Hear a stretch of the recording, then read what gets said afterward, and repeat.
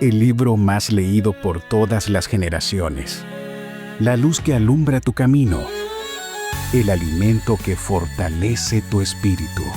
Narrado por Wendy Necio Sub, la Biblia en 365 días. 10 de julio, día 191 de esta aventura de fe por la Biblia en 365 días. El tema de hoy es Dios te restaura, pero no para que vuelvas al mismo lugar. Bienvenidos a un día más de nuestro reto, la Biblia en 365 días. Hoy, 10 de julio, abrimos la palabra con la certeza de que Dios no restaura solo para devolvernos lo que ya teníamos, sino para llevarnos a algo mejor, a algo más profundo y algo más alineado con su voluntad. Porque sí, hay restauraciones que Dios permite, pero no para volver atrás, sino para avanzar desde el lugar donde caímos. Hoy lo vamos a ver con claridad. Nuestras lecturas son Primera de Crónicas, capítulo 9, verso 1, hasta el capítulo 10, verso 14. Hechos, capítulo 27, versos del 21 al 44. Salmos, capítulo 8, versos del 1 al 9, y Proverbios, capítulo 18, versos del 23 al 24. Y hoy quiero contarte el testimonio de Yofana Herrera desde Barranquilla, Colombia. Ella es una fiel oyente que acaba de ver con sus propios ojos cómo Dios no solo responde oraciones, sino que también da mucho más de lo que nosotros pedimos. Ella me dice, todo comenzó en el 2022, cuando su mamá comenzó a experimentar intensos dolores abdominales. Pronto desarrolló ictericia, su piel se tornó amarilla y tras un largo proceso, los médicos diagnosticaron metaplasia intestinal, una condición precancerígena con el 70% del cuerpo gástrico ya afectado. Desde entonces, ellos comenzaron años de controles médicos, gastroscopías, biopsias, restricciones y muchas oraciones. Una fe firme por parte de toda su familia. Este año, el examen fue programado para el 5 de junio y aunque Yofana solo pedía a Dios que el diagnóstico no empeorara, Dios tenía preparado un final distinto. El 13 de junio, al revisar los resultados, se encontró con algo inesperado. No había metaplasia, no había displasia, no había atrofia, no había Helicobacter pylori. El diagnóstico, una gastritis leve inactiva. Era como si Dios hubiese puesto su mano directamente sobre el estómago de su madre y lo hubiera sanado por completo.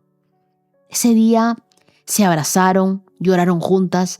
El milagro no ocurrió en el tiempo médico, sino en el tiempo de Dios.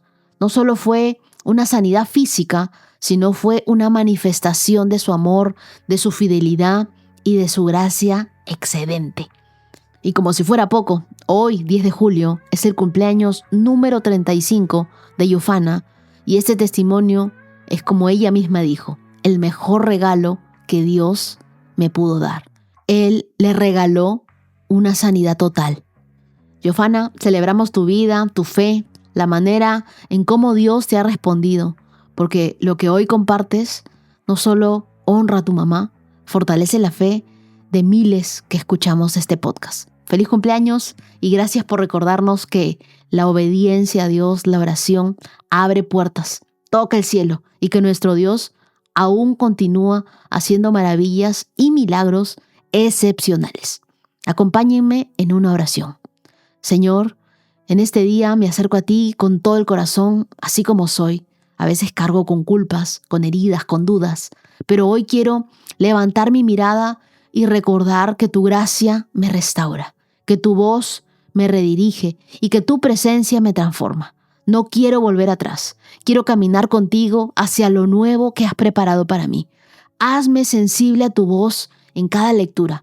Enséñame, Espíritu Santo, háblame como nunca antes me has hablado y permíteme reconocerte en medio de todo. Oro en el nombre de Jesús. Amén. Ahora sí, toma tu Biblia, tu papel, lapicero, cuaderno, todo lo que tengas, resaltadores.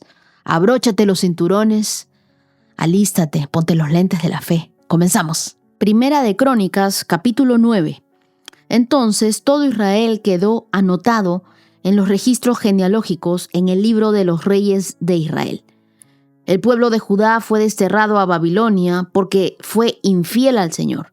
Los primeros desterrados en regresar a las propiedades en sus antiguas ciudades fueron los sacerdotes, los levitas, los sirvientes del templo y otros israelitas. Algunas personas de las tribus de Judá, Benjamín, Efraín y Manasés volvieron y se establecieron en Jerusalén. Una familia que regresó fue la de Utai, hijo de Amiud, hijo de Onri, hijo de Imri, hijo de Bani, un descendiente de Fares, hijo de Judá. Otros que volvieron pertenecían al clan de los silonitas, entre ellos Asaías el mayor y sus hijos. Del clan de los seraitas regresó Jeluel, junto con sus parientes. En total, regresaron 690 familias de la tribu de Judá. De la tribu de Benjamín volvieron Saúl, hijo de Mesulam, hijo de Odavías, hijo de Asenúa, Ibneías, hijo de Jeroam, Ela, hijo de Uzi, hijo de Micri, y Mesulam, hijo de Cefatías, hijo de Reuel, hijo de Ibnías. Todos estos hombres fueron jefes de clanes y aparecían en los registros genealógicos. En total, regresaron 956 familias de la tribu de Benjamín. Entre los sacerdotes que regresaron se encontraban Jedaías, Joiarib, Jaquim, Azarías, hijo de Hilcías, hijo de Mesulam, hijo de Sadoc, hijo de Merayot, hijo de Ahitob. Azarías fue el funcionario principal de la casa de Dios. Otros sacerdotes que regresaron fueron Adaya, hijo de Jeroam, hijo de Pasur, hijo de Malquías, y Mesaí, hijo de Adiel, hijo de Sasera, hijo de Mesulam, hijo de Mesilemet, hijo de Yemer. En total regresaron 1,770 sacerdotes. Eran jefes de clanes y hombres muy capaces. Eran los sacerdotes responsables de oficiar en la casa de Dios. Los levitas que regresaron fueron Semaías, hijo de Asub, hijo de Asricam, hijo de Asabías, un descendiente de Merari, Bacar, Eres, Galal, Matanías, hijo de Micaya, hijo de Sicri, hijo de Asaf, Obadías, hijo de Semaías, hijo de Galal, hijo de Jedutum, y Berequías, hijo de Asa, hijo de Elcana, quien vivió en la región de Netofa. Los porteros que regresaron fueron Salum, Acum, Talmot, Aimán y sus parientes. Salum fue el portero principal. Anteriormente eran responsables de la puerta del rey al oriente. Estos hombres servían como porteros para los campamentos de los levitas. Salum era hijo de Coré, un descendiente de Abiasaf, del clan de Coré. Él y sus parientes, los coreitas, eran responsables de cuidar la entrada al santuario, así como sus antepasados habían cuidado el tabernáculo en el campamento del Señor. Antiguamente, Finés, hijo de Eleazar, había estado a cargo de los porteros y el Señor había estado con él. Posteriormente, Zacarías, hijo de Mesalamías, fue el responsable de cuidar la entrada del tabernáculo. En total hubo 212 porteros en esos días y fueron registrados según las genealogías en sus aldeas. Como sus antepasados eran hombres de confianza, David y Samuel, el vidente, los asignaron a sus puestos. Estos porteros y sus descendientes, por sus divisiones, eran responsables de cuidar la entrada de la casa del Señor, cuando esa casa era una carpa. Los porteros estaban colocados en los 4 puntos cardinales al oriente y al occidente, al norte y al sur. Sus parientes en las aldeas venían con regularidad para ayudarles con las responsabilidades durante ciclos de 7 días. Los 4 porteros principales, todos los levitas, eran funcionarios de confianza porque eran responsables de las habitaciones y de los tesoros de la casa de Dios. Pasaban la noche alrededor de la casa de Dios, ya que era su deber cuidarla y abrir las puertas cada mañana. Algunos de los porteros tenían a su cargo el cuidado de los diversos objetos empleados en el culto. Con el fin de impedir pérdidas, llevaban la cuenta cuando los sacaban y cuando los guardaban. Otro eran responsables del mobiliario, de los objetos en el santuario y de los suministros, como la harina selecta, el vino, el aceite de oliva, el incienso y las especias. Pero eran los sacerdotes los que combinaban las especias. A Matatías, levita e hijo mayor de Salum, el coreíta, se le confió la preparación del pan utilizado para las ofrendas. Algunos de los miembros del clan de Coat tenían a su cargo la preparación del pan que se debía poner en la mesa cada día de descanso. Los músicos, todos los levitas prominentes, vivían en el templo, estaban exentos de otras responsabilidades, ya que estaban de servicio a todas horas. Todos estos hombres vivían en Jerusalén, eran cabezas de familias y levitas que aparecían como líderes prominentes en los registros genealógicos. Jehiel, el padre de Gabaón, vivía en la ciudad de Gabaón. El nombre de su esposa era Maaca y su hijo mayor se llamaba Abdón. Los hijos de Jehiel fueron Sur, Cis, Baal, Ner, Nadab, Gedor, Ahío, Zacarías y Miclot. Miclot fue el padre de Simeam. Todas estas familias vivían unas cerca de otras en Jerusalén.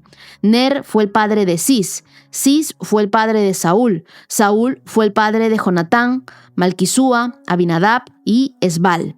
Jonatán fue el padre de Merib-Baal. Merib-Baal fue el padre de Micaya. Los hijos de Micaya fueron Pitón, Melec, Tarea y Acaz. Acaz fue el padre de Jada. Jada fue el padre de Alemet, Asmavet y Simri. Simri fue el padre de Mosa. Mosa fue el padre de Bina. Refaías fue el hijo de Bina. Elasa fue el hijo de Refaías. Asel fue el hijo de Elasa.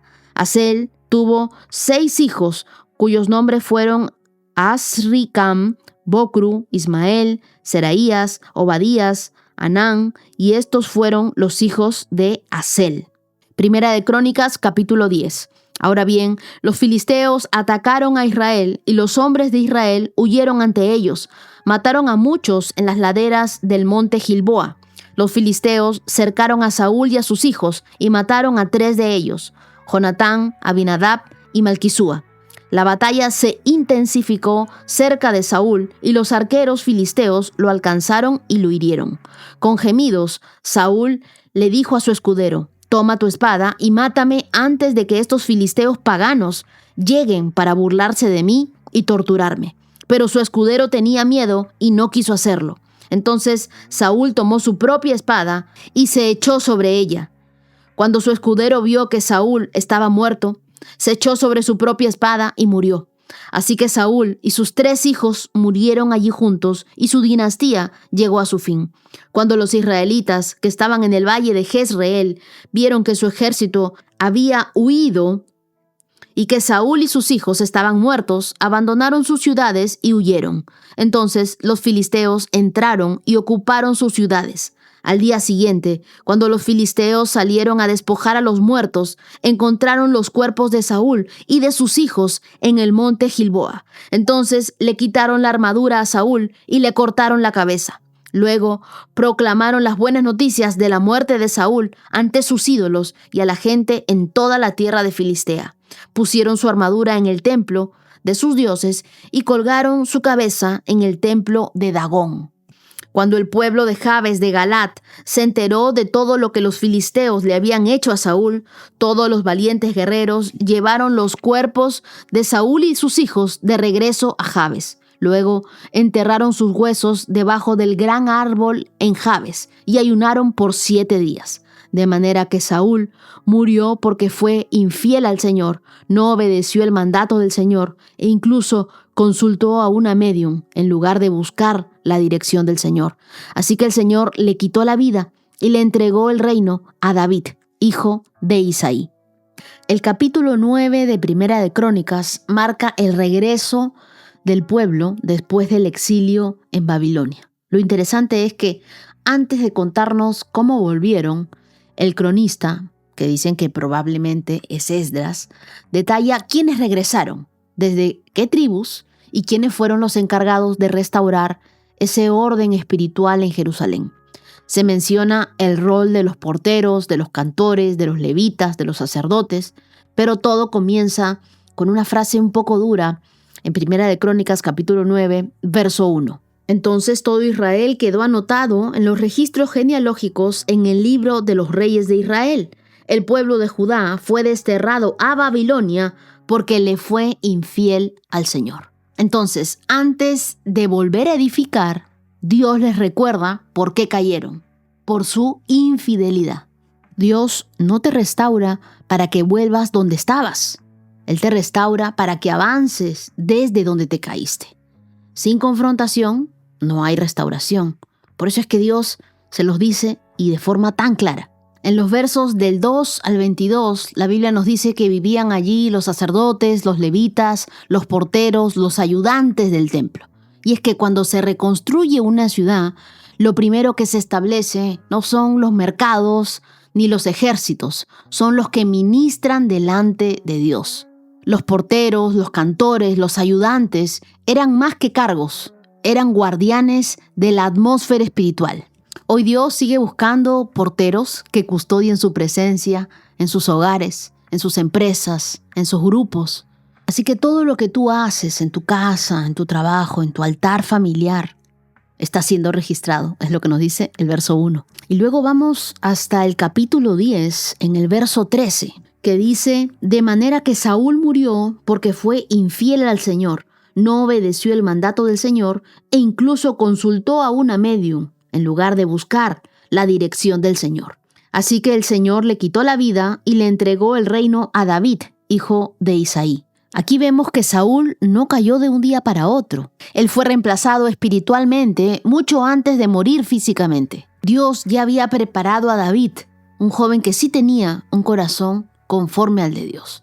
Cuando alguien se ausenta espiritualmente, Dios levanta a otro que sí responda con obediencia. Que reflexiona, pregúntate, ¿dónde has estado ausente últimamente? ¿En tu grupo de oración? ¿En tu intercesión?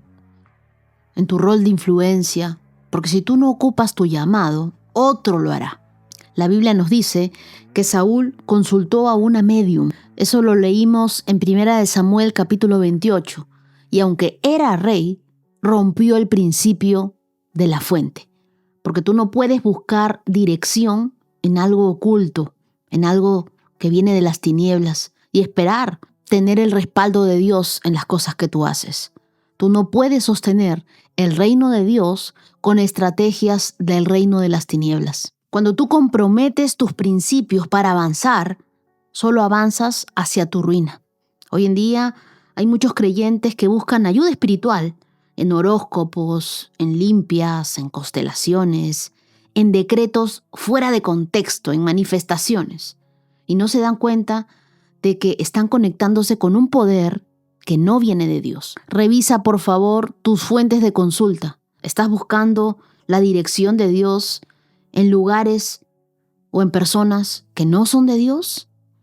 ¿O te estás dejando guiar por tus emociones cuando deberías dejarte guiar por la palabra de Dios? Ora conmigo hoy y dile: Señor, hoy quiero volver a ocupar mi lugar. No quiero ser un espectador de todo lo que tú tienes para mí. Quiero responder con fidelidad. Examina mi corazón, líbrame de toda tibieza, de toda pasividad, de toda distracción. Que cada cosa que haga, que cada gesto sea como algo que fluye y que viene de ti. No permitas que me ausente de mi llamado, ni que otro ocupe lo que tú me diste como don para administrar. Ayúdame a ser fiel hasta el final. Oro en el nombre de Jesús. Amén. Hechos capítulo 27, verso 21. Nadie había comido en mucho tiempo. Finalmente Pablo reunió a la tripulación y les dijo: Señores, ustedes debieran haberme escuchado al principio y no haber salido de Creta. Así se hubieran evitado todos estos daños y pérdidas. Pero anímense, ninguno de ustedes perderá la vida, aunque el barco se hundirá. Pues anoche, un ángel del Dios a quien pertenezco y a quien sirvo estuvo a mi lado y dijo: Pablo, no temas, porque ciertamente serás juzgado ante el César. Además, Dios, en su bondad, ha concedido protección a todos los que navegan contigo. Así que anímense, pues yo le creo a Dios, sucederá tal como Él lo dijo, pero seremos náufragos en una isla. Como a la medianoche de la 14ª noche de la tormenta, mientras los vientos nos empujaban por el mar Adriático, los marineros presintieron que había tierra seca. Arrojaron una cuerda con una pesa y descubrieron que el agua tenía 37 metros de profundidad. Un poco después, volvieron a medir y vieron que solo había 27 metros de profundidad. A la velocidad que íbamos, ellos tenían miedo de que pronto fuéramos arrojados contra las rocas que estaban a lo largo de la costa. Así que echaron 4 anclas desde la parte trasera del barco y rezaron que amaneciera. Luego, los marineros trataron de abandonar el barco. Bajaron el bote salvavidas como si estuvieran echando anclas desde la parte delantera del barco. Así que Pablo les dijo al oficial al mando y a los soldados: todos ustedes morirán a menos que los marineros se queden a bordo. Entonces, los soldados cortaron las cuerdas del bote salvavidas y lo dejaron a la deriva. Cuando empezó a amanecer, Pablo animó a todos a que comieran. Ustedes han estado tan preocupados porque no han comido nada en 2 semanas. Les digo, por favor, por su propio bien, coman algo ahora, pues no perderán ni un solo cabello de la cabeza. Así que tomó un poco de pan, dio gracias a Dios delante de todos, partió un pedazo y se lo comió. Entonces todos se animaron y empezaron a comer. Los 276 que estaban a bordo. Después de comer, la tribulación redujo aún más el peso del barco, echando al mar la carga de trigo. Cuando amaneció, no reconocieron la costa, pero vieron una bahía como una playa y se preguntaban si podrían llegar a la costa haciendo encallar el barco. Entonces cortaron las anclas y las dejaron en el mar. Luego soltaron los timones, izaron las velas de proa y se dirigieron a la costa. Pero chocaron contra un barco de arena y el barco encalló demasiado rápido. La proa del barco se clavó en la arena, mientras que la popa fue golpeada repetidas veces por la fuerza de las olas y comenzó a hacerse pedazos. Los soldados querían matar a los prisioneros para asegurarse de que no nadaran hasta la costa y escaparan. Pero el oficial al mando quería salvar a Pablo, así que no los dejó llevar a cabo su plan. Luego les ordenó a todos los que sabían nadar que saltaran por la borda primero y se dirigieran a tierra firme. Los demás se sujetaron a tablas o a restos del barco destruido, así que todos escaparon a salvo hasta la costa. Este capítulo no es solo el relato del naufragio de Pablo, es el espejo de nuestras propias tormentas. Hay momentos en los que, como esta tripulación, hemos perdido el rumbo, hemos perdido la esperanza, hemos perdido las fuerzas y creemos que todo está a punto de hundirse. Pero es justo ahí donde Dios levanta una voz que se sostiene sobre el caos. En este caso, la voz fue la de Pablo. En el tuyo, puede ser la tuya. Las tormentas no son una señal de la ausencia de Dios, sino son una plataforma para la revelación de su fidelidad. Este relato nos invita a discernir la diferencia entre el ruido del viento y la voz de Dios. Para entrar un poco en contexto, estábamos en el mar Adriático entre Creta y Malta, durante este viaje de Pablo hacia Roma como prisionero. El clima en esa región era especialmente peligroso, especialmente durante el otoño y el invierno. Y navegar en esas condiciones, como ellos lo hicieron, era una decisión imprudente, pero basada en la ansiedad y no en la dirección de Dios. En los versos del 21 al 26 vemos que Pablo les dice: ninguno de ustedes perderá la vida. Pablo se levanta en medio del miedo y declara con autoridad celestial: anímense porque ninguno perderá la vida, porque esta noche se me apareció un ángel del Dios al que pertenezco y que sirvo. Y eso lo marqué en el verso 23. Esta parte fue crucial.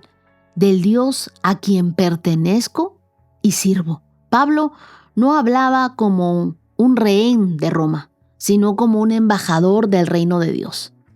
No dejes que las circunstancias definan quién eres, ni mucho menos tu nivel de fe. Define tu voz por tu comunión con Dios, por tu amistad con Él, no por tu condición actual.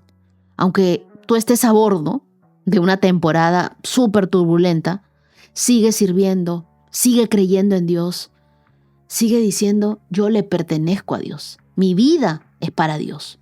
En los versos del 27 al 32, algunos marineros intentaron huir bajando el bote salvavidas en secreto, pero Pablo lo detectó. Y en el verso 31 les dice, todos ustedes morirán a menos que los marineros se queden a bordo. Y aquí hay una lección súper radical. La desobediencia puede poner en riesgo la protección. Como si en una familia el padre o la madre abandonaran el rol de guiar. Toda la casa va a empezar a tambalear. Pablo no solo hablaba, él vigilaba, él instruía y sostenía la unidad de todos. En los versos del 33 al 38, Pablo les dice, coman algo. Y Pablo parte el pan, da las gracias a Dios y todos recuperan el ánimo. Este acto es profundamente simbólico porque en medio del naufragio, Pablo no pierde la capacidad de agradecer y tampoco de cuidar a otros. Conozco a una mujer que en plena quimioterapia hacía devocionales con otras pacientes del hospital y un día me dijo, no tengo que sanar para hablar de mi fe, tengo que hablar de mi fe para seguir sanando por dentro. Así que hoy, en lugar de solo pedir, agradece por lo que sí tienes. Aún respiras, aún escuchas la palabra, aún puedes alimentar la fe de alguien más. En los versos del 39 al 44, el barco se parte, las tablas vuelan y sin embargo, todos llegan a salvo. ¿Por qué? Porque la promesa de Dios no depende de lo que flota, sino de lo que fue declarado por su voluntad. Hay temporadas en las que no llegarás navegando, sino nadando, con lo que quede de fuerzas y con lo que queda de esperanza, pero llegarás. La promesa se cumplirá en tu vida. Y este naufragio no es el fin, es solo la antesala de Malta, donde nuevos milagros esperan. No te rindas en el naufragio. Ora conmigo hoy y dile, Señor, gracias porque cuando todo parece hundirse en mi vida, tu voz sigue en pie. Enséñanos a ser como Pablo, firmes en la fe, generosos con otros, atentos a tu dirección. Que aun cuando el barco se rompa, nuestra esperanza no se hunda. Usa nuestros naufragios para llevarnos a destinos que solo tú conoces. Oramos en el nombre de Jesús. Amén. Ahora leamos el Salmo 8. Oh Señor nuestro, tu majestuoso nombre llena la tierra. Tu gloria es más alta que los cielos. A los niños y a los bebés les has enseñado a hablar de tu fuerza. Así silencias a tus enemigos y a todos los que se te oponen. Cuando miro el cielo de noche y veo la obra de tus dedos, la luna y las estrellas que pusiste en su lugar, me pregunto, ¿qué son los simples mortales para que pienses en ellos? Los seres humanos para que de ellos te ocupes. Sin embargo, los hiciste un poco menor que Dios y los coronaste de gloria y honor. Los pusiste a cargo de todo lo que creaste y sometiste todas las cosas bajo su autoridad. Los rebaños y las manadas y todos los animales salvajes, las aves del cielo, los peces del mar y todo lo que nada por las corrientes oceánicas. Oh Señor, nuestro, tu majestuoso nombre llena la tierra. Si le pondría un título a este salmo sería ¿Quién soy yo para que pienses en mí? David escribe este salmo probablemente en una noche de desierto, bajo un cielo despejado, majestuoso. No tiene Instagram para capturar la Vía Láctea, pero su corazón se estremece al mirar el firmamento. Y entonces se hace la pregunta que todos, tarde o temprano, nos hacemos. Verso 4. ¿Qué somos los simples mortales para que pienses en nosotros? Esta no es una pregunta de duda, es una pregunta de asombro, una pregunta de revelación. David no está dudando del amor de Dios, está sorprendido por su magnitud. David abre y cierra el salmo con la misma frase. Oh Señor, Señor nuestro, tu majestuoso nombre llena la tierra. David acá está reconociendo a Dios como cercano, como soberano al mismo tiempo, Cuando tú reconoces a Dios como tu dueño, dejas de vivir una vida como el hijo del vecino y comienzas a vivir una vida como el hijo de Dios. A los niños y a los bebés, es lo que nos dice el verso 2, les has enseñado a hablar de tu fuerza. Dios elige lo frágil para vencer lo fuerte. Lo que parece insignificante lo usa como instrumento de gloria. Jesús citó este versículo en Mateo capítulo 21, verso 16, cuando los niños lo aclamaban en el templo. Así que nunca subestimes tu voz cuando estás en medio de la debilidad. Aunque te sientas como un niño en la fe, tu alabanza tiene el poder para silenciar al enemigo. No esperes a ser fuerte para hablar de fe.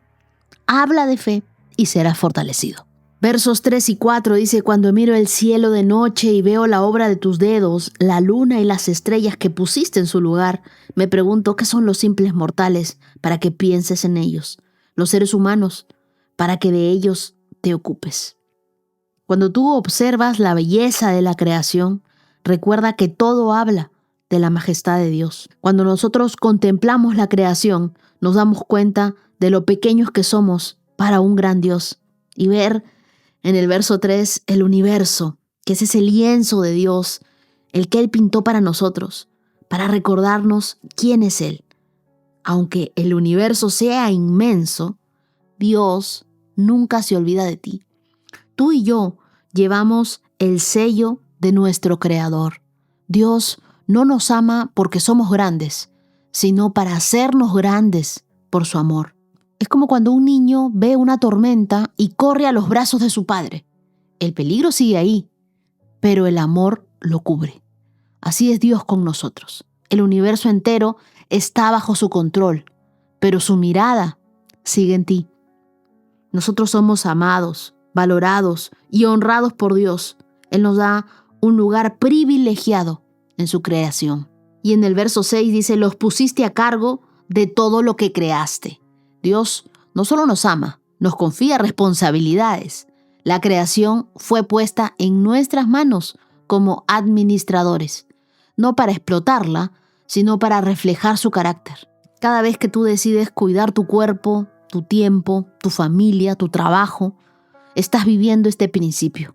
No se trata de ser dueño de todo, sino de cuidar todo como si fuera de Dios, porque lo es. Recuerda tu valor al mirar el cielo. Cada vez que tú veas las estrellas o el amanecer, no te sientas pequeño. Recuerda, el creador de eso te conoce por tu nombre. Y cambia tu oración de ¿quién soy yo para que Dios se ocupe de mí? Por soy un hijo de Dios. El asombro debe llevarte a la identidad, nunca a la inseguridad. Ora conmigo y dile: Señor, qué asombroso eres. Yo no puedo entender cómo siendo tan grande puedes fijarte en alguien tan pequeño como yo. Gracias por recordarnos que tenemos valor para ti, que tenemos un propósito y que nos honras, no por lo que hacemos, sino porque nos creaste. Ayúdanos a vivir conscientes de tu gloria y a reflejarte en nuestras palabras, en nuestras decisiones y en nuestra fe. Oramos en el nombre de Jesús. Amén. Proverbios 18, versos 23 y 24. El pobre ruega misericordia, el rico responde con insultos. Hay quienes parecen amigos, pero se destruyen unos a otros. El amigo verdadero se mantiene más leal que un hermano. Bueno, vemos en el verso 23 un contraste que nos muestra la injusticia relacional que sigue siendo actual hasta el día de hoy. El vulnerable es ignorado y el necesitado es menospreciado. ¿Alguna vez has sido tratado con indiferencia por no tener algo que ofrecer? ¿O has mirado por encima del hombro a quien estaba pasando por necesidad? La verdadera riqueza no está en lo que tienes, te equivocas, sino está en cómo tratas a quienes no tienen. Una joven oyente me contó que perdió su trabajo y algunos de los que decían sus amigos dejaron de buscarla, pero al mismo tiempo otra persona que apenas la conocía comenzó a orar por ella. Le compartió este podcast. Y es que la verdadera amistad no está en mirar tu estado financiero o qué puedo ganar de este amigo, sino mirar el estado de tu vida. En el verso 24, Salomón usa la ironía porque dice: hay quienes parecen amigos, parecen. Amigos entre comillas. No todos los que parecen amigos son amigos en realidad. Algunos solo están por conveniencia contigo. Otros te arrastran a la destrucción espiritual, emocional. Pero hay otros que son como familia. El que está contigo cuando no tienes nada que ofrecer. Es el que merece estar contigo cuando tengas abundancia. Ojo que no todos los que te sonríen son tus amigos y no todos los que te acompañan en una temporada deben quedarse en la siguiente. Este versículo de Proverbios es más actual que nunca porque hay relaciones que parecen amistad, pero terminan siendo una grieta emocional. Y yo quiero ser muy honesta. Hubo una etapa en mi vida en la que terminé una relación de amistad con un chico con el que no quería estar. Y yo esperaba que mi mejor amiga se pusiera de mi lado, pero hizo todo lo contrario. Vino a mi casa y me dijo, bueno, como no vas a estar con él, devuélvele todo. Los peluches, los regalos, o las cosas que él te dio como amigo. En ese momento me quedé en shock. Pensé, ¿qué clase de persona puede hablarme así? Como alguien que conoce mi historia, que conoce mi corazón, se pone del lado contrario y luego me calumnia. Esa fue la primera vez que entendí este verso y lo entendí de una manera cruda y ruda. Hay quienes parecen amigos, pero terminan destruyéndote. Los traidores no siempre te apuñalan por la espalda. A veces te miran a los ojos mientras lo hacen. Y no es falta de perdón separarte de quien te hizo daño. Es amor propio. Es amarte lo suficiente como para que nadie más te dañe. Es reconocer que hay vínculos que no construyen, sino que intoxican. Este proverbio también nos habla de aquellos hermanos de sangre que no te apoyan. Y amigos que se dicen amigos, pero que te juzgan en lugar de levantarte. Pero también hay uno que nunca falla. Ese es Jesús, el amigo verdadero, el leal, el que se quedó cuando todos los demás se fueron. Y si hoy tú estás escuchando este podcast y estás con el corazón dolido porque alguien a quien llamabas amigo o amiga te traicionó, no estás solo, no estás sola. Jesús también fue abandonado por sus amigos, traicionado con un beso, negado por quienes juraron defenderlo. Él entiende tu dolor y no te dejará quebrado. Jesús conoce tus traiciones más íntimas y aún así te sigue llamando amigo. Lo mejor que puedes hacer el día de hoy es soltar. No esperes una disculpa que quizá nunca llega. Perdona, pero no regreses al lugar donde ya no hay cuidado para ti. Perdona y aprende a rodearte de personas que reflejen el amor de Dios. Yo creo que las malas amistades son como los mapas equivocados. Te prometen llegar a un destino, pero terminan perdiéndote. En cambio, un amigo verdadero es como un faro. No camina contigo, pero te guía en la tormenta. Por favor, revisa tus relaciones. ¿Quién suma? ¿Quién te da paz? ¿Quién te ayuda en tu fe? ¿Quién te da dirección? ¿O quién solo te resta? ¿Quién solo merma tus valores? Hace que cada vez que estás cerca de él o de ella, falles. Ten mucho cuidado con eso. Ninguna de nuestras amistades son neutrales. Todas nos influencian en algo. Sé ese amigo leal que otros necesitan. No esperes que la gente cambie para darles el amor verdadero. Tampoco mendigues compañía. Si tú tienes que rogar atención, no estás en una amistad. Estás en una dependencia emocional. Busca al amigo que nunca falla. Ora hoy y dile: Jesús, gracias por no dejarme cuando me alejé de ti. Y acércate a él y dile conmigo. A veces me duele más, Dios, perder un amigo que perder una pareja. Porque uno nunca espera ser herido por quien decía amarte. Pero hoy dejo esa traición en tus manos. Tú sabes lo que me dolió. Tú sabes lo que no entendí. Tú sabes lo que lloré en silencio. Pero te pido, Dios, que sanes mi corazón, que limpies mi memoria y que me rodees de nuevas personas con corazones leales, con corazones sinceros, con corazones firmes. Jesús, tú eres ese amigo más leal que yo puedo tener. Eres el amigo que permanece. Eres el amigo que me rescata cuando todos los demás se han ido. Gracias, Jesús, por ser ese amigo más unido que un hermano. Ayúdame a discernir quién camina conmigo de verdad y a soltar relaciones que solo me arrastran al vacío. Enséñame a ser un reflejo de tu amor fiel y a valorar la amistad como tú lo dices en la Biblia. Hoy descanso en saber que aunque todos se vayan, tú permaneces fiel. Jesús, tú eres mi fiel amigo. Día 191, check. Y antes de terminar este episodio, quiero enviar un abrazo enorme, lleno de bendiciones, a todos los que contribuyen y apoyan este ministerio. Gracias, querida Marina Guevara. Dios te bendiga, querido Misael Castrejón, y que veas cielos abiertos, querida Michelle Fiol. Que Dios te multiplique, querida María Sánchez Aldana. Y ahora quiero saludar con mucho cariño a los que hoy, 10 de julio, están cumpliendo años. Feliz cumpleaños a Ali Terán, que está con nosotros desde el día 1, nos dice, del podcast. Gracias por tanto cariño y que Dios te bendiga. Feliz cumpleaños para Yuranis Bracho desde Barranquilla, Colombia, que está celebrando 41 años. Que Dios sea tu fuerza. Feliz cumpleaños para Samir Daniel Núñez Silva. Que Dios te abrace fuerte, fuerte este año y que sientas su mano en tu vida. Feliz cumpleaños para Darwin Pérez en Sincelejo, Colombia, de parte de Catherine, tu esposa. No puedo decirte todo lo que ella siente, pero sí puedo decirte que te ama profundamente y ora para que Dios te acompañe siempre. Feliz cumpleaños para Jessica Chacón desde Heredia, Costa Rica. Dios te bendiga. Feliz cumpleaños para Cristina Lamas desde Tampico, Tamaulipas, México. Sigue brillando para Dios. Feliz cumpleaños para Flavia Palacios, con todo el cariño de tus amigos de Urba Piura. ¡Qué bendición! Te aman. Feliz cumpleaños para Sandra Janet Peralta desde Ciudad de México. Que tengas un día sorprendente. Feliz cumpleaños para mi querido Juan Diego Cifuentes Cuero, que hoy cumple 8 añitos. A mí me alegra ver cómo las nuevas generaciones están conociendo a Dios. Que tengas un hermoso día, campeón. Feliz cumpleaños también para Asaf Abrego desde Panamá, que está celebrando sus 11 años con alegría y muchas bendiciones. Feliz cumpleaños para Tatiana Suárez, que cumple 31 años en Cali, Colombia.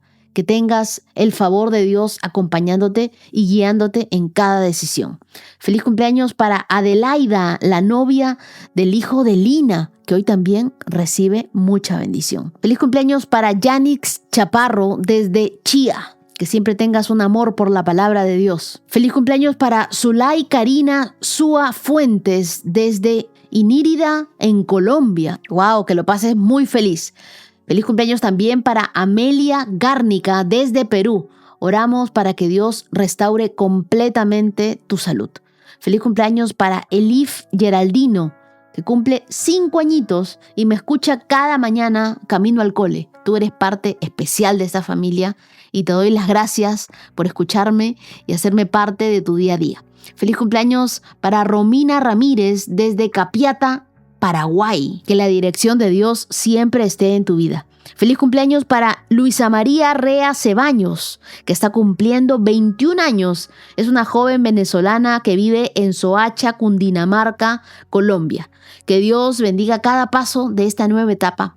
Y también celebro los aniversarios de amor. Miren, Vanessa Farfán e Israel Terán cumplen 20 años de fidelidad y de promesas cumplidas. Que Dios siga siendo el centro de su relación.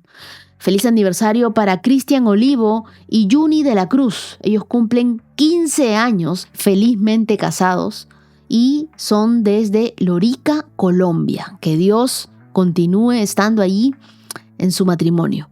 Y una mención muy especial de aniversario también, el aniversario número 14 de Annie Esther y su esposo desde Canadá. Gracias por tener la Biblia siempre abierta en casa, por criar a Leticia, a Bianca, a Lorenzo en el camino de Dios y por decidir caminar juntos como soldados de Cristo. Annie Esther, tu esposo me pidió con el corazón que te diga cuánto te ama y lo agradecido que está por tu vida. Qué hermoso es saber que este reto ha fortalecido su hogar. Quiero enviar también un saludo muy especial a un grupo de amigas que constantemente está escuchando este podcast. A Jazz, a Irma, a Ana, a Cari, a Carmela, Huachipa, a Jessica Chayoga, a Elsa Pérez, a Ximena, a Claudia Martínez, a Lupita Robles, a Raquel, a Cari y a Alonso, que con solo 8 años no deja de escuchar cada día la palabra de Dios. Gracias por ser parte de esta comunidad. Nos encontramos el día de mañana con la certeza de que Dios sigue hablándonos en cada capítulo de la Biblia y que su palabra sigue viva, sigue eficaz y cumple cada una de sus promesas. Yo estoy creyendo que este mes veremos milagros excepcionales. Créelo conmigo. Bendiciones. 365 con Dios, con Wendy Necio Sub.